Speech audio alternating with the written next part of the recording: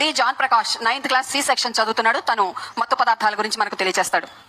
వేదిక పైన ఉన్న పెద్దలందరికీ నమస్కారం. నా పేరు జాన్ ప్రకాష్ సార్. నేను 9వ తరగతి చదువుతున్నాను. దగ్గర పెట్టుకో, గట్టిగా మాట్లాడు, కాన్ఫిడెంట్ గా మాట్లాడు. డ్రగ్స్ వద్దు బ్రో. ఫ్రెండ్స్, గంజాయి, డ్రగ్స్, వైట్నర్, దగ్గుమందుల వంటి మత్తు పదార్థాలు మీ జీవితాలను నాశనం చేస్తాయి. నిజమా కాదా?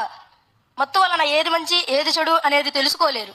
ప్రేమగా చూసే అమ్మా నాన్నలు మీకు ఏం చెప్పినా మత్తు వ్యసనం వల్ల చిరాకు పడతారు, వారిపైనే తిరగబడతారు. మీ చెడు ప్రవర్తనతో ఫ్రెండ్స్ ని దూరం చేసుకుంటారు. ఆరోగ్యం పాడవుతుంది. చదవలేరు, రాయలేరు, మీకు ఇష్టమైన ఆటలు ఆడలేరు, చుట్టాలు రానివ్వరు. పాఠశాలలో పాఠాలు ఆటపాటల కంటే ఆనందం ఇచ్చే మత్తు పదార్థం ఏదీ లేదు. అమ్మా నాన్నలు మాస్టర్లు చెప్పినట్టు చదువుకోండి.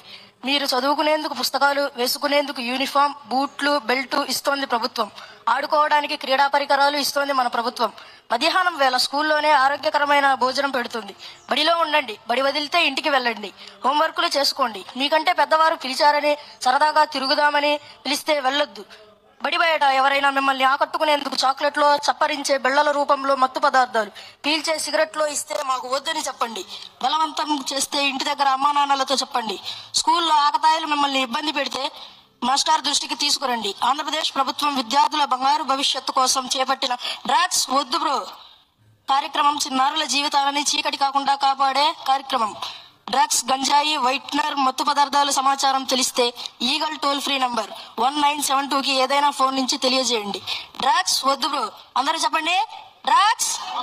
మరొకసారి చెప్పండి డ్రగ్స్ వద్దు బ్రో. చాలా బాగా మాట్లాడారా. Thank you John Prakash. వద్దు బ్రో అంటూ ఇప్పుడు ఇద్దరు పిల్లలు మాట్లాడారు. ఈ రెండు కూడా పెద్ద సవాళ్లు మనకు. ఇక్కడుండే 2 నిమిషాలు.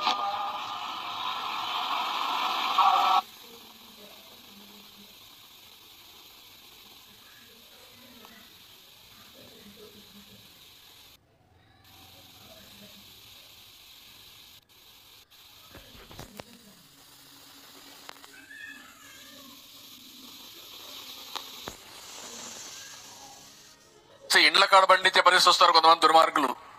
అదేదో కూరగాయల పంట మారిగా, అంటే ఒళ్ళు కూడా కొవ్వెక్కిపోయి ఇష్ట ప్రకారం చేసే పరిస్థితికి వచ్చారు. అందుకనే రాష్ట్రం మొత్తం పెద్ద దేశం పిల్లలను పాఠశాలలో ఎలా బాగా అభివృద్ధి చేయాలో ఆలోచన చేయడానికి దేశం యొక్క గొప్ప సంపద కుటుంబ వ్యవస్థ. ప్రపంచంలో ఎక్కడా లేదు, బలం వస్తుంది. ఈ విషయం కూడా మీరు గుర్తుపెట్టుకోవాల్సిన అవసరం. దాన్ని కూడా ఎగ్జామిన్ చేస్తాం. ఏ కారణాల వల్ల పిల్లలు అనారోగ్యం అవుతున్నారు అవి కూడా చూసుకుని అంకిత భావంతో ఉపాధ్యాయులకు సహకరిస్తానని